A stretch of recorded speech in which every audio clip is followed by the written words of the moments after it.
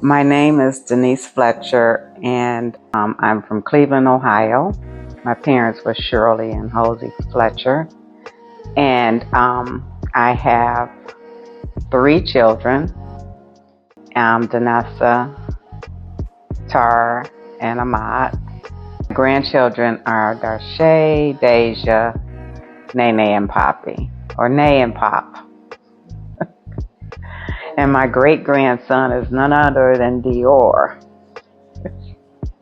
And why did you think it was important to shoot this timeless frame? Because I believe my daughter wanted. I think it'd be good for, my grandchildren that I never meet to see this, and great grandchildren to see this, so that they will have an idea how great their grandmother or great grandmother or great great grandmother was. Well, my father was Hosey Fletcher, and my mother was Shirley White, married, named Fletcher. And my brothers was Raymond Donald Wayne, and my sisters were Sandra Judy, Erlene, and Verona and Veronica. And we had a big family, and it was I just remember a lot of joy. I remember chaos. I remember everything. It was just, I wouldn't change it. I put it like that. It was just a lot of fun. I couldn't imagine having just one sister. I can't even conceive of something like that. I'm just used to a big family. The tradition that we had was going camping every summer. My father loved to travel, and he loved seeing his family out of town. So travel was a big part of our tradition. We want to see our family out of town. I think I came from a household where my mom and dad they weren't really emotional people. And I remember that being a big thing for me, because I was big on saying I love you and wanting to hear it back. And as a young child, I knew how to navigate that, because when my parents wouldn't say it, I would make them say it. So if my father said, "Me too," I said, "No, I want to hear you say it." I actually don't remember a lot of my childhood. Only thing I remember is I probably was in my 10 or 11, just going camping and being on the water. I was raised on the water and on campsites in the woods and stuff like that. My father and mother was fishermen, so they loved to fish. My father was a hunter. I could come home from school and I'd see any kind of animal laying on the kitchen floor. So that was traumatic and an experience at the same time. What he caught, we ate.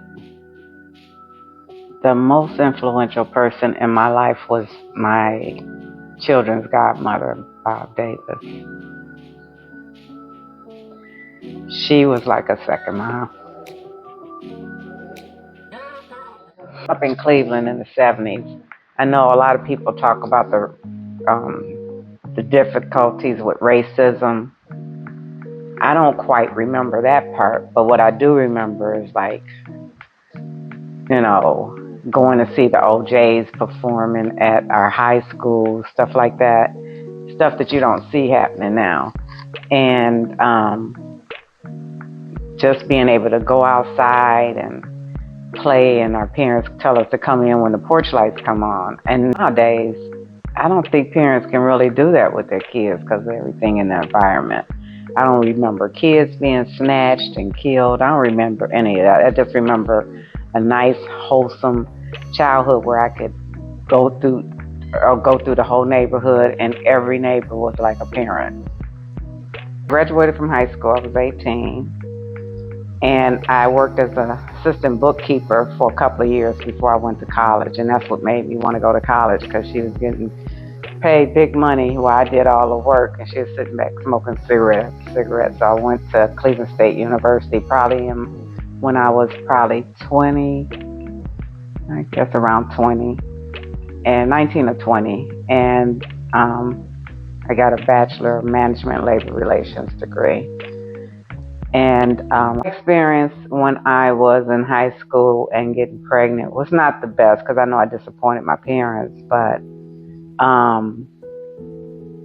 I ended up transferring from my school and went to what I call the pregnant school. And but I met my lifelong friend there.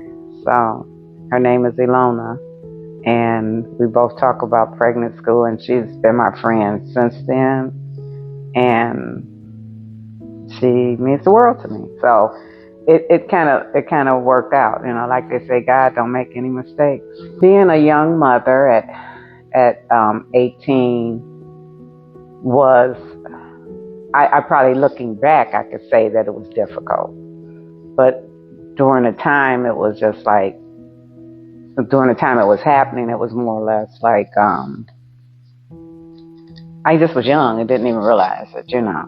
But looking back, I knew it was difficult, and I missed out on my childhood. You know, I missed out on, I don't even know what it was like to like come out of high school and just be for myself. I was always caring for somebody. And it seemed like my whole life that's what I've been doing until now. It's the first time in my life I can just kinda, because I'm always picking up strays. So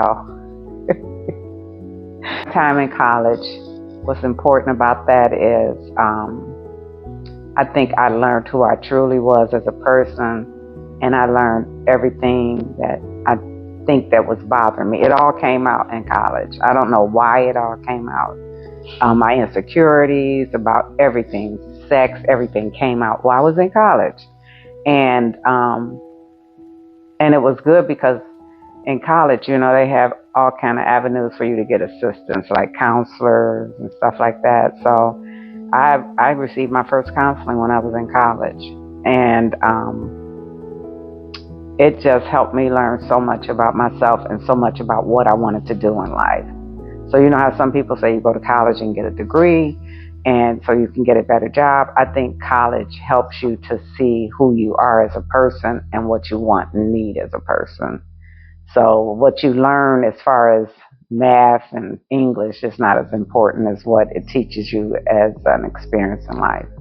What inspired me to pursue management and labor relations was my first goal was to political science. And when I got into that, that was my degree. And I realized I wasn't cutthroat enough for that. After I took about 2 or 3 classes, I realized I wasn't cutthroat enough for that, and I didn't want that kind of life. I didn't want to have to be cutthroat to survive in a career. So then I switched to something more with regard to people. So that's why I went to human resources, because I liked being around people and helping people. It was because social work was a little too far into the realm, so I figured that was a better mix with administration and people than to have all their problems on top of my own. So I thought human resources was a good fall guy. I had to look back on my career because to me it's kind of traumatizing, for one, and that is because most of my career I had to play the game, you know. And when I say play the game, it's more or less I was in a racist environment watching all the people not my color get ahead and get promotions doing less than what I was doing. Seeing that made it hard for me to, I look back with PTSD a little bit in my career. But I accomplished a lot because even though I was going through the racism on my job and not getting the promotions I deserved, I was always the most valued employee, and I knew that. And the reason I was the most valued employee is because I didn't go based on what they gave to me. I did a good job because it was rewarding for me. Did I find out that I had an issue with my kidney? I think me and my sister was on a bus traveling somewhere, Sandra, and she looked at my ankle and said, "Why is your ankle swollen?" And I said, "Oh, I hadn't noticed it." So she said, "You need to go get that checked out." So I don't know if I didn't go check it out, but then when I started a new job, I hadn't got my physical. So they said that if I didn't get my physical in a few days, that they was going to have to let me go. So I got my physical, and that's when they found out something was going on. And they went through all the stuff trying to figure it out, and they couldn't figure it out, so they just assumed it was that I had strep throat and it was untreated. And so I immediately started seeing a kidney doctor. I saw the kidney doctor for about 2 or 3 years. He had me on some blood thinners. And then when I left that job, which I was there for, I don't know, maybe 4 years or so, I went to UH and I had to get a physical there. And that's when they found out I had only a low percentage of my kidney function, and I was going to need a kidney transplant and get on the kidney donor list. That was a total shock. So it was, if I hadn't have switched jobs, I would have never known that. So I went to the nephrologist there. He handed me a box of tissue and told me what he had to tell me. And I was like, okay. So I digested and moved on. It was about 2 years, and it was, my kidney, was getting worse. And my doctor was telling me I needed to go on dialysis. But my father had died. And I refused to go on dialysis because I was mourning him. And then right after it, my mother died. So I was on the job one day, and even though my doctor, he begged me, he said, just get labs every 2 days so we can at least see what's going on. So I would go get labs, and he would tell me, you need to get dialysis. And I still was mourning, so I wouldn't do it. And I think his nurse called me. We had got close, and she called me crying, begging me to go get dialysis. So I did. And I got dialysis and stayed on that for 3 years or so, and then got a kidney transplant. Got the call for my kidney. I had about 4 or 5 calls before I actually got a kidney. Maybe about 5 or 6 calls. But they would say, you're on deck for a kidney, and they say, don't eat anything. So I would go home with my barbecue dinner or whatever I was eating that night. And they would say, you can go ahead and eat. So the first time it was traumatizing, but after that I got used to it and just said, oh, okay, I'm going to eat my food. So then the last time when I got the call, they let me know it was truly my kidney, because the person that was up for the kidney with me, she had a blood transfusion, so they knew she was, even though she was more of a match, she was counted out because of the blood transfusion. So they told me, this is your kidney. So that was at 2 o'clock. I was on the phone with Jerry. I was on the phone with my girlfriend, and I said, oh, I got a call, and I had to hang up, and that's what the call was. And so I told my employer, and they freaked out, and because they didn't know, because I kept telling them, I'm going to be leaving when I get a kidney transplant, so if you need to know how I do my job, you better get it. And they never did, so they was freaking out. I was like trying to give them what I could give them in 2 hours, and I went home. And I got the call at 11 o'clock to come to the hospital. I got married when I was 30 years old to Tara and Aman's dad, and divorced shortly after, maybe 2 years after. Purchased my first home when I think Tara hadn't even started kindergarten yet. It was a very good experience going in something that was my own. And I've been there over 30 years, the same home. I retired in 2022 at 67, I believe. Yeah, 67. And it was the best feeling in the world to just be able to tell them bye on my own terms. The part about retirement is being able to dictate my own time. I can lay in bed as long as I want. I can get up and do what I want and whenever I want. So I love that. And what was scary about retirement was me having enough money to retire. I was extremely nervous about that before I retired. But 7 years before I retired, my rep that I had come in for Fidelity had told me, we were sitting there talking, and he knew I wasn't contributing, and he told me, you need to start contributing. And I'm so thankful for him for that. So that 7 years of contributing is what I'm living on, along with my Social Security and my pension on my plan, my job. So I'm not rich or anything, but I'm not worried about money either. Right before I retired, my children gave me a I had 25 years on the job, and they gave me a party, a surprise party. And it was nice because COVID had me in the house for several years. And I took it very seriously. I didn't want to be taken out by it because I saw so many people being taken out by it, you know.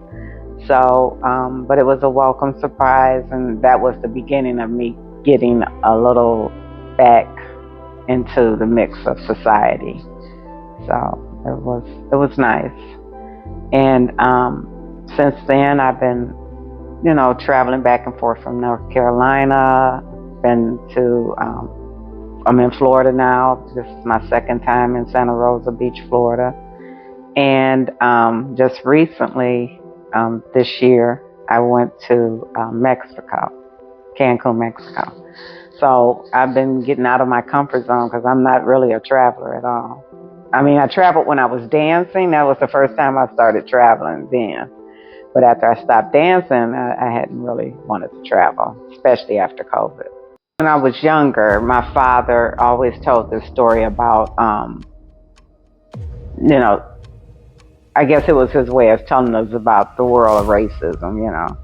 He said that he would tell the story one way and my mother would tell it another way because they were traveling, I don't know, to a funeral or something down south, and the police stopped them, or my father stopped the police and said, we're on our way to my cousin's hotel. And I guess my father needed directions. And the police officers, my mother would tell it this way, the police officer said, your kind don't have no hotels, they have rooms to let. And I always remembered that story because I said, boy, that's how the South was. And that was when I was like a teenager. So I said they still didn't welcome blacks down south back then. So that story stuck with me because, you know, because when I was in college, that's all I did was do African American studies. That was my minor. My professor in African American literature and stuff he was my favorite professor. He was a jazz musician, so we hung out all the time at his place, the Borden House on Euclid, and we would talk about the, you know, racial tension and stuff like that. So that story always stuck in my mind, and I would tell him about it, you know, what my father had told me. So just the experiences I've had in my life have shaped me to be the person I am. I mean, it can't help but, you know, have an impact on my life. I guess I would say I'm a kind of guarded person, a little bit, you know, with my feelings and stuff because, you know, life, you know, I done had some bangs in life and different things, but I'm a very giving person too. So I think because I had fallen on tough times, sometimes I understand when other people, and my parents, I think, wanted me to have more than they had, and I think that tradition has failed with me with my children. I want them to have more than what I had as well. So I try to help, you know, people out when I can. And I think that refers to my favorite Maya Angelou quote. Remember, I can be changed by what happens to me, but I refuse to be reduced by it. I think the happiest memory of raising you was your intelligence. Tara has a way of, as a child, Dior, my great-grandson, reminds me a lot of how Tara was because Tara was the type of child that was way beyond her years. And just to give you an example of it, my sister Veronica I had to go pick her up, I believe, from somewhere, and her and her husband had a disagreement, and he poured fish soup all on top of her. So she got in my car, and I brought her to the house and got her in the tub and stuff. So I think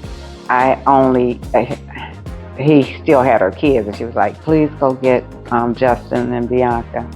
And I said, okay, I'm going to go get them. And when I was going past, Tara was sitting on the steps, and when I was coming down the steps, she said, Mama, just don't go getting into whatever Auntie got into. And I'm telling you, she was probably 3 years old at the time. So I said, I ain't. So she knew whatever Veronica had did to get that soup on her, she didn't want it to happen to her mother. So She always surprised me with things like that. She's highly intelligent. Life has taught me a lot, but I think the hardest lesson life has ever taught me is to not care what people say, and to worry more about, not to worry about what people say, and to just live my life. Because I know a lot of times in people's life, they worry about what people feel about them, what they say. And I think that's a big deal with me, and I'm learning to get around it to this day. Learning to not care about, even people closest to me, how they feel about me. Because my truth is my truth. And I'm learning to make that known to everybody. And myself. One thing I hope no one ever forgets about me is my desire to give. I think that's my strongest suit. I'm a giver. How I feel that I impact others is that I think people see me as someone tough, and but they see me as somebody caring too. So my exterior may be tough, but I'm not always feel tough, But I think people see me as I am. I think I'm pretty much open book with everybody. I can be hard, I can be soft, but my objective is always, trying to be the best I can be and to give to other people. My advice to future generations is to do the work now while you're young, so that when you get older, you can reap the rewards of life. And also, this goes back to some advice that was given to me, now I think about it. When I was graduating from elementary school, I think it was elementary school, I remember the speaker saying, if you want a quality man in your life, you're going to have to be a quality woman. And I always remember that. You get what you give. So if you want something better in life, you got to give it. If you want a good man in your life, you got to be a good woman. You can't get one without the other. Well, my hopes and aspirations for my future is to live my life with an exclamation point. Because like I said, I struggle with listening to, wanting everybody to like me and stuff. I'm beyond that now. So I could actually get a t-shirt with an exclamation point on the back of it. Doing what I want to do, spending my money how I want to spend it, and just living the way I want to live. How I envision the future of my community, I'm not sure about that. What little impact I can have on it, I will, do what I can. But as far as how I envision the future of my family, I'm hoping that they can take some of my examples, to live life to its fullest, and to get what they need out of life to be able to be happy and to provide for their children and all my great grandkids, and just be responsible. I want them to be responsible for themselves and their children. Being around my family brings me the most joy, because time is precious, so every minute counts. So being around my family without it being helter-skelter is the best thing for me. Right now I'm in Santa Rosa Beach, Florida with my family, and the weather isn't the best, but we're going to make the best of it. And it's beautiful having everybody in the one house, because that gave me the most joy when I was raising my kids. When they was little, or when they was older, like having all of them in my house at one time, sleep. I know we don't have everybody here now. My goal is for our next trip that everybody is here in one accord. And but I don't know, as a mother, I don't know if other mothers feel that way. When you see your child sleep and okay, that's the best feeling in the world. and safe. And that feeling never changes even when they get older. I guess the message I would like to leave for anyone that's watching this video is, if you're watching this video, you're probably somebody I love. So just to let you know that I love you, and if I'd never met you, that I would have loved to meet you. And the ones that I have met, they already should know how much I love them. I want anybody watching this video, my family, to know that put God first and always walk into a room like God sent you. Okay, that's a wrap.